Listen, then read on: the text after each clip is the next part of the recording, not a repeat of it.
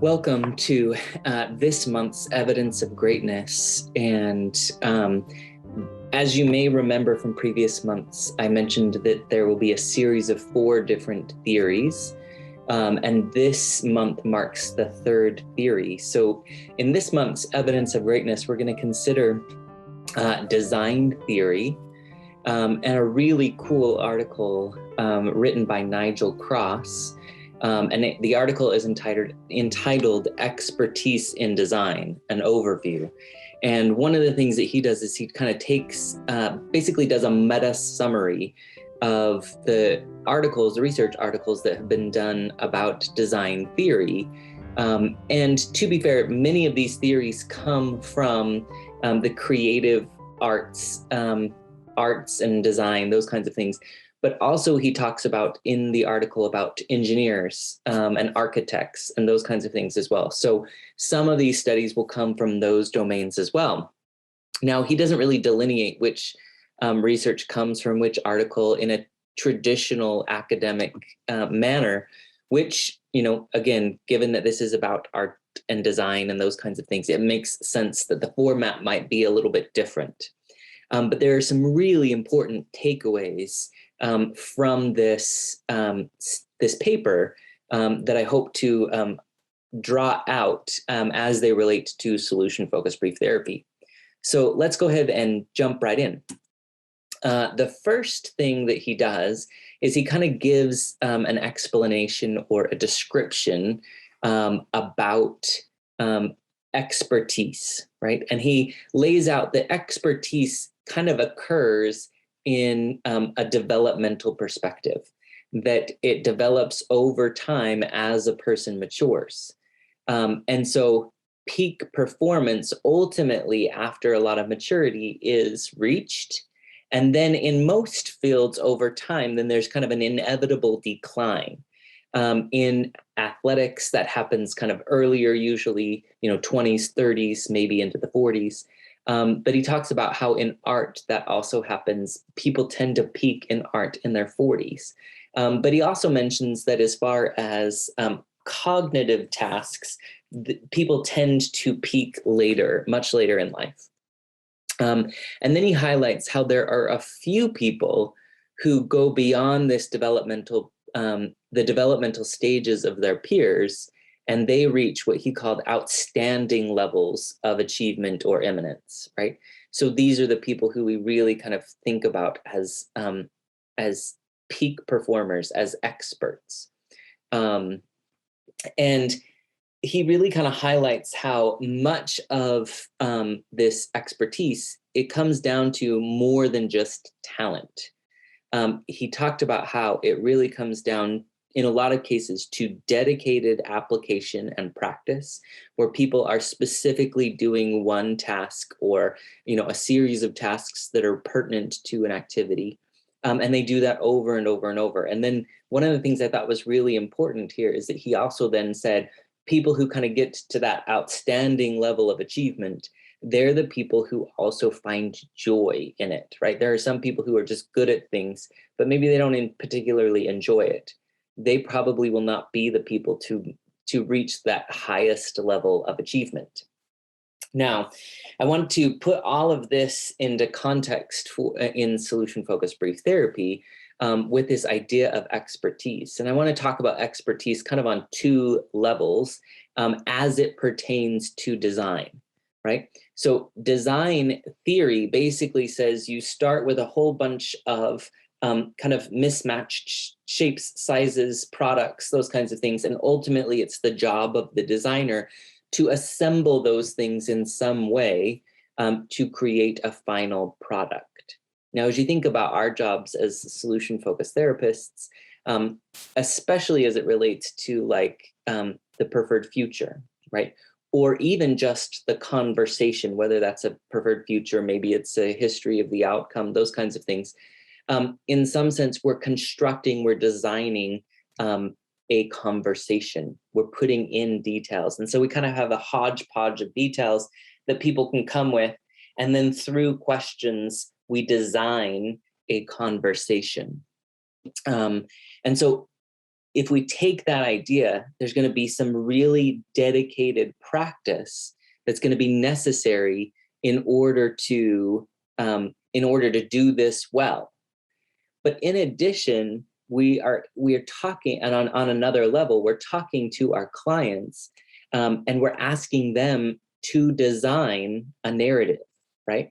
And they might struggle with this because there's kind of hodgepodge of details that they could draw on, or life experiences that they could draw on. And so it might be a struggle, and there might need to be some dedicated practice or application of this. So we can kind of think about design on those multiple levels, one of the client's level, one on the clinician level, right?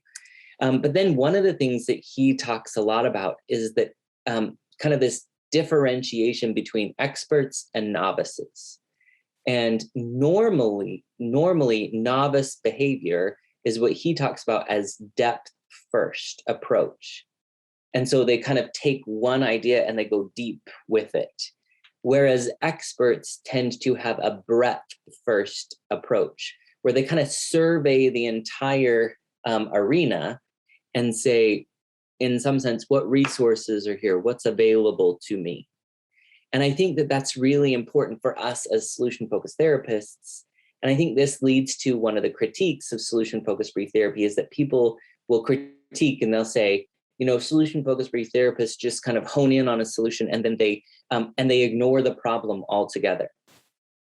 And I think one of the things that design theory can really advocate is that we take a survey, we understand the context, and I'll use another term later on in the PowerPoint that's connected to this idea, but we don't want to just ignore what's going on. We don't want to just focus on the problem, and we don't want to just focus on the solution, but that these things are intricately connected to each other, right?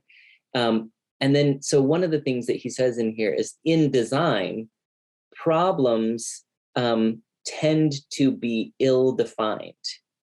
And experts and novices tend to use similar strategies, right? So typically, if we think of arenas outside of design, we think of sports or something like that.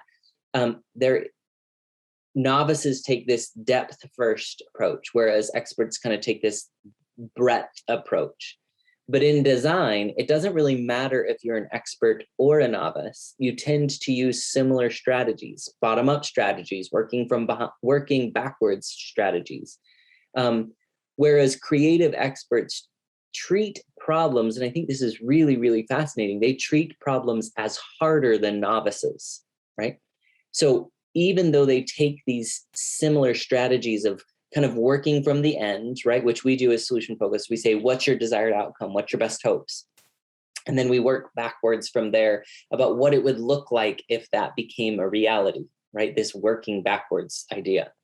So novices can do that and experts can do that. But there's this really important distinction here, which is experts treat problems as harder than novices.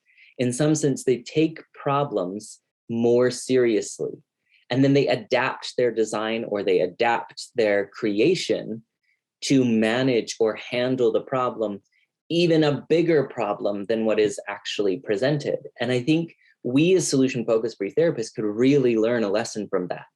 That if we consider problem and we take problem seriously, but in some sense we take problem even more seriously, and we try to say, and if that problem not only was the way it is now, but even maybe worse, what would let you know that your desired outcome is still present, right? And do you see how the client then gets to design life in the midst of problem and even more significant problem?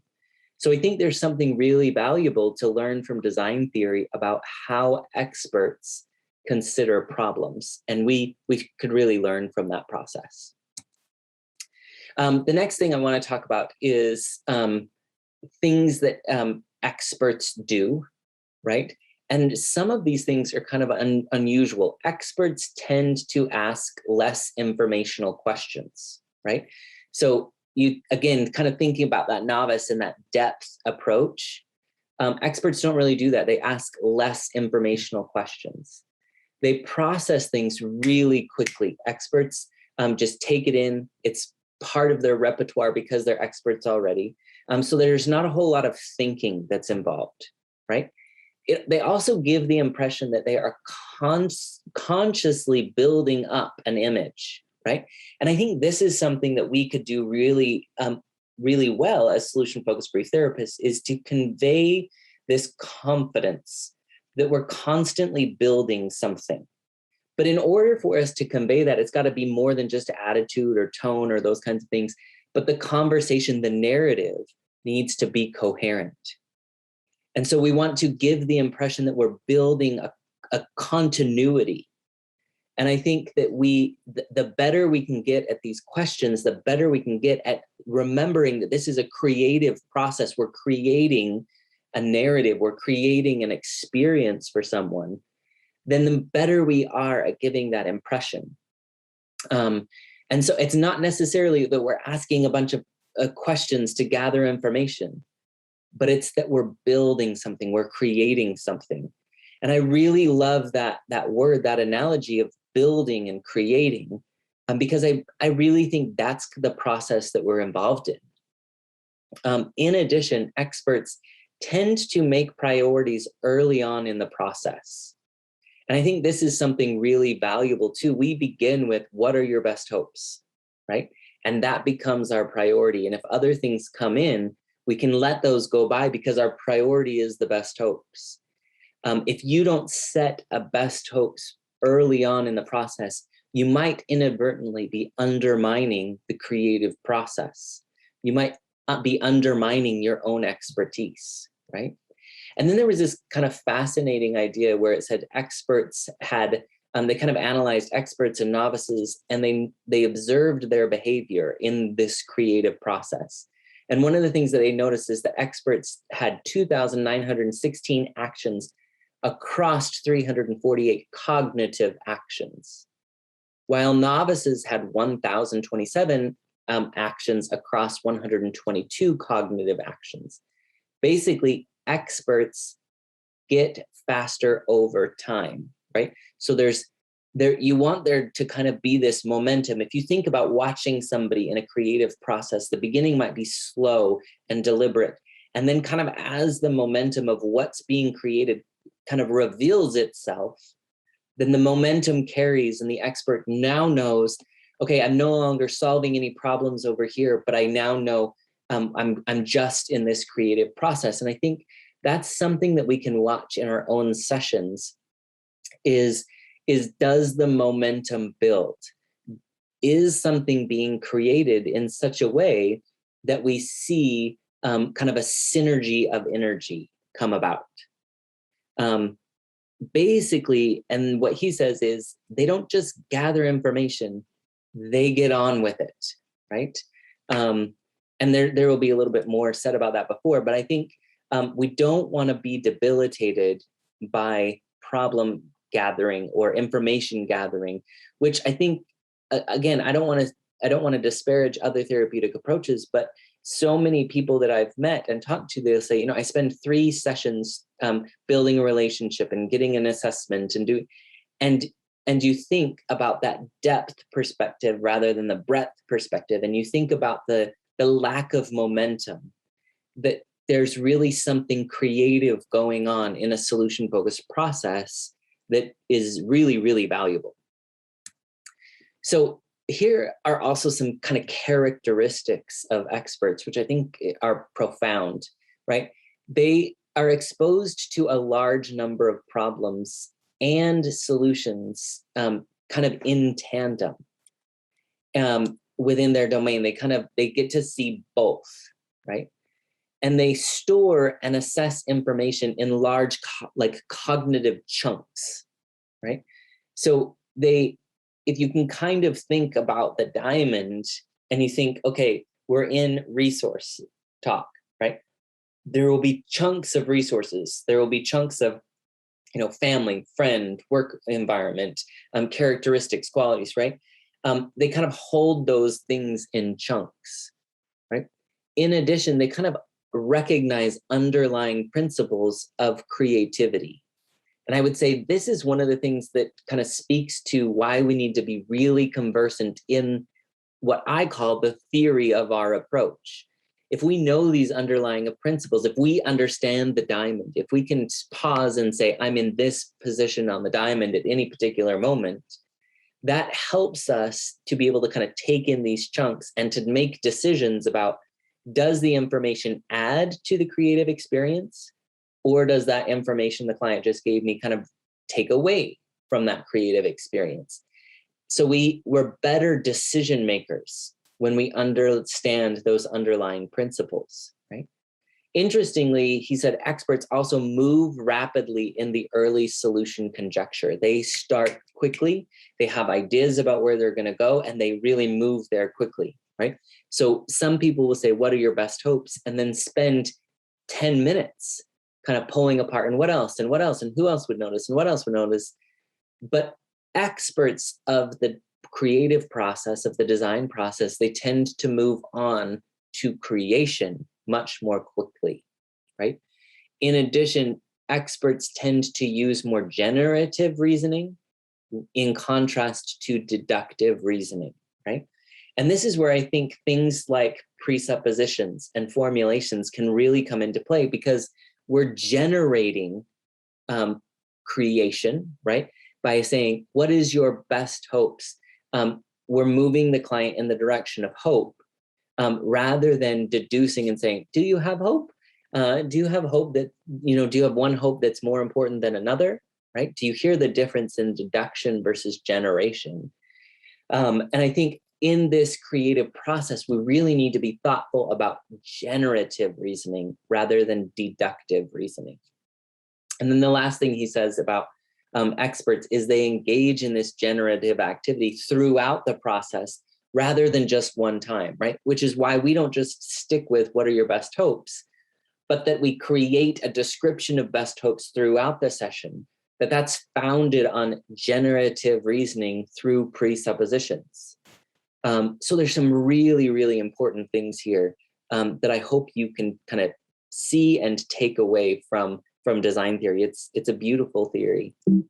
The next thing that I want to talk about is this beautiful quote here. It says,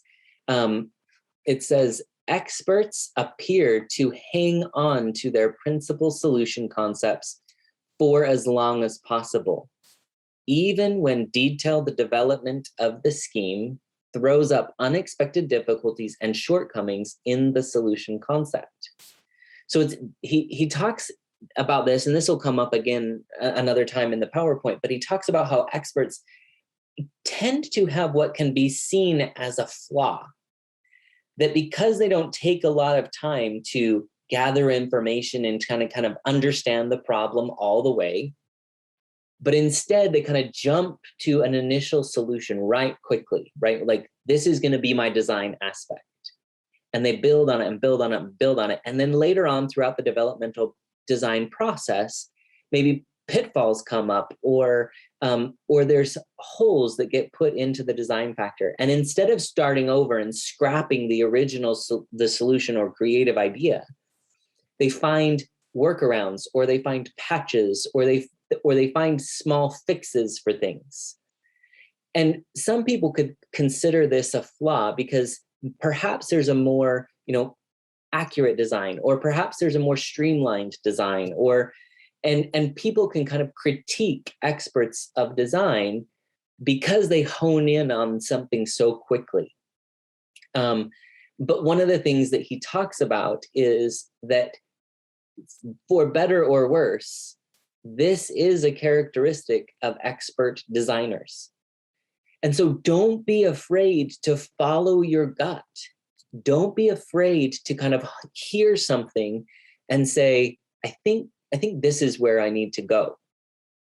But you also want to be careful in kind of holding on to that idea, because there will be spits and spats of holes or errors or those kinds of things that you might have to come back and repair, right? And a client might say something like, no, I don't think that really fits. And then you'll have to fix the design, the narrative design. So be careful in this process, but at the same time, trust that instinct. And again, this will come back up in a minute as well. So one of the things that I think is really, really fascinating is that how experts view the problem, how the experts of design view the problem. Cross says this, he says, experts summarize how he or she sees the problem, or to be more specific, the structure of the situation that the problem presents, right? And I think what's really fascinating about this, there's something really powerful about this, is that sometimes when we talk about the problem, we talk about the problem as an entity, as it's a thing, right? It's depression, or it's anxiety, or it's suicidality, or whatever.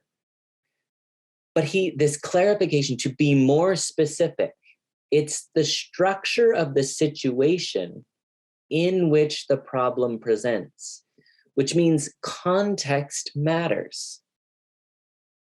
If we can shift our perspective from, we're not talking about a problem, but we're talking about a situation in which a problem presents, then if we change the situation through language, through perspectives, through narration, through creation, then by nature, the problem goes away because the situation has changed.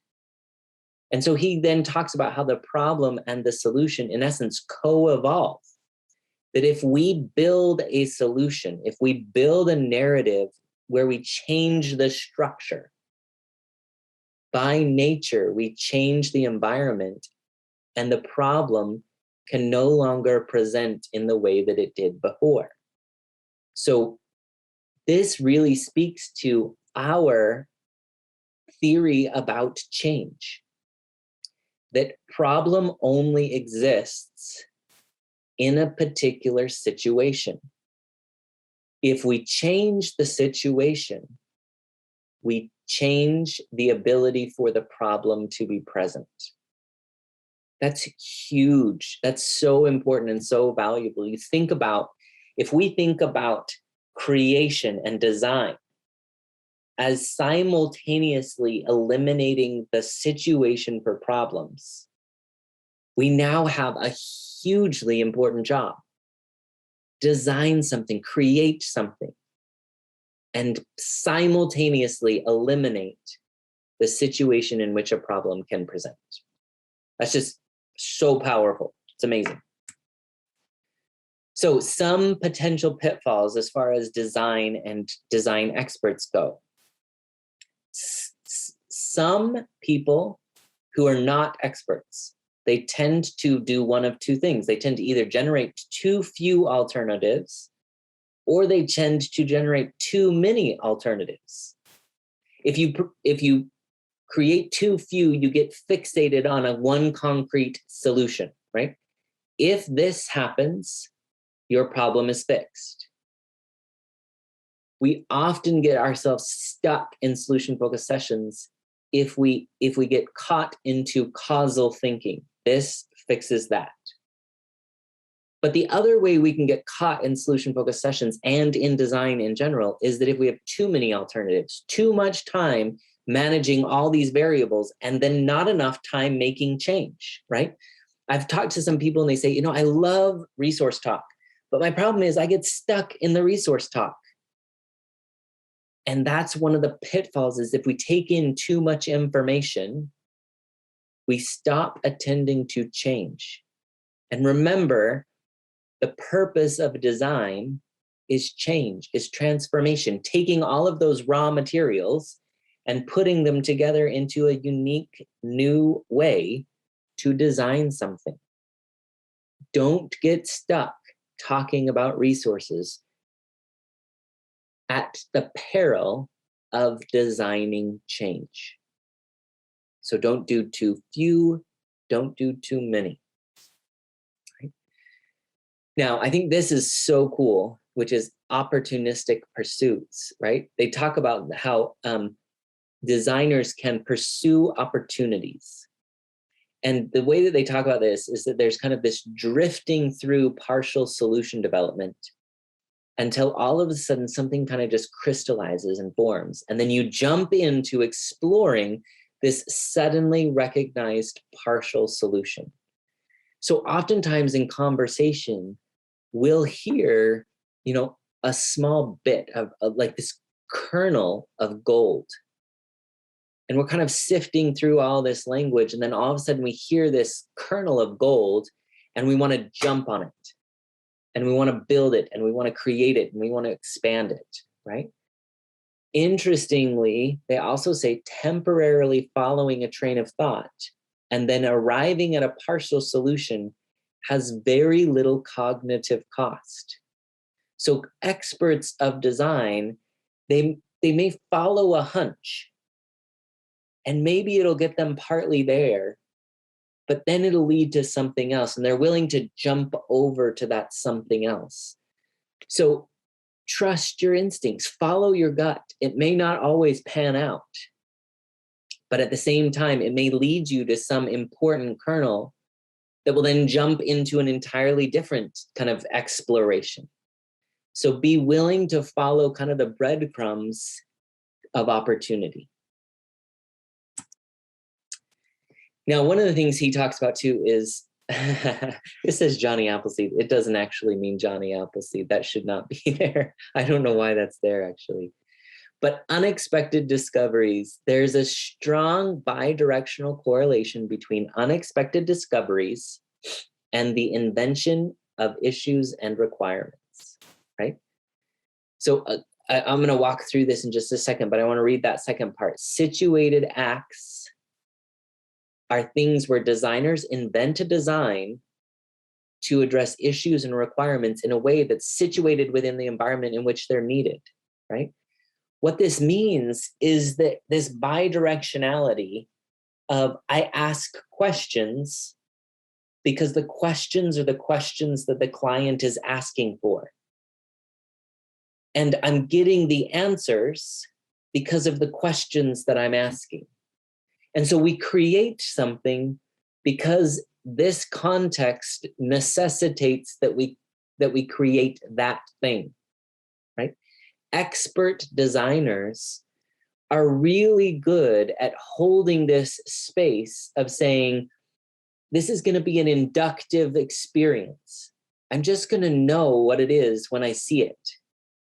But so I'm going to do things because of what's present. But when I see what's present, I'm also going to know what to do and how to do it. I'm going to create things that fill the need.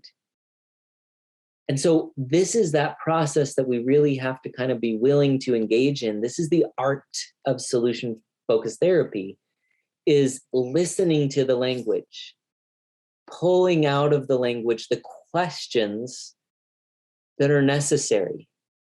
But those questions are guided by a couple of things. They're guided by those fundamental principles of design, right? The diamond. They're formulated based on the language of the client, the context of what's there. So we really have to trust this process of art and creativity and design. In this process, there isn't a one step fits all or a one size fits all. It's that each conversation is an unexpected discovery of an invention that's needed. We're inventing a conversation that's needed, but we have to discover these unexpected things along the way. Now, I think this is so cool. This is so cool. And it says, experts seem to have the ability to work along parallel lines of thought. That is to maintain an openness, even an ambiguity about the features and aspects of the design at different levels of detail, and to consider these levels simultaneously as the design proceeds, right? So think about this. We have the level of just listening to the client. We have the level of an interaction between me and the client. We have the level of my own world beliefs, my own world values, and how I see the world. So we have to kind of listen to these parallel thoughts simultaneously. but we do it in a way that with openness, with ambiguity, right? With a willingness to kind of engage in any one of those levels of thought that we need. And one of the things that Cross says in here, which I think is so profound, is that this requires a degree of bravery. In order to do this work, we have to be brave. We have to be strong. We have to be able to say to people, I'm open to ambiguity, to uncertainty. And it's profound and it's beautiful. This is the last thing that I want to talk about. And there's so much power and beauty in design theory and in Cross's work. But this is what he kind of ends on. He says, expert designers appear to be ill-behaved problem solvers, especially in terms of the time and attention they spend on defining the problem, which means they spend very little time defining the problem. However, this seems to be an appropriate behavior since some studies have suggested that over-concentration on problem definition does not lead to successful design outcomes. If I spend my time focused on the problem, I leave little to no time to design an outcome. And then he literally says, remember, he's not a solution-focused practitioner, but he literally says in his article, expert designers are solution-focused, not problem-focused. Our job is to design a desired outcome with our clients. That requires breadth. That requires intuition. That requires ambiguity. That requires bravery. That requires dedicated practice. That requires becoming an expert. Design theory has so many concepts that are pertinent to solution-focused therapists. Expert designers are solution-focused, not problem-focused. I hope that you enjoyed this month's edition of Evidence of Greatness. I hope that you spend some time learning about Cross and his theories and his application of those theories. It's really, really profound. So thank you again for engaging in this month's Evidence of Greatness. Next month, we'll move on to a fourth theory, and then we'll bring it all together and wrap it all together into kind of how these theories fit together. So thanks again, and I'll see you next month.